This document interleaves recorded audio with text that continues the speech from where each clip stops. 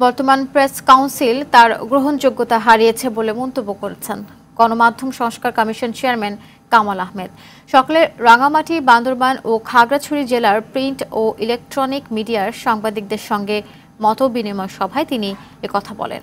এ সময় তিনি আরও বলেন, প্রেস কাউন্সিল অকেজো হয়ে পড়েছে, এটি বিলুপ্ত করে নতুন কোনো প্রতিষ্ঠান দাঁড় করাতে হবে বলে মন্তব্য করেন গণমাধ্যম সংস্কার কমিশন চেয়ারম্যান।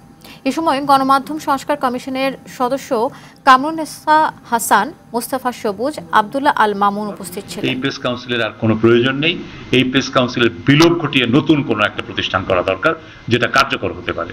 এই প্রেস কাউন্সিল তার ক্রেডিবিলিটি হারিয়েছে, তার বিশ্বাসযোগ্যতা হারিয়েছে, কারণ এটি সরকারের একটি দফতরে পরিণত হয়েছিল, সরকারি অফিস, এর বাইরে কিছু না।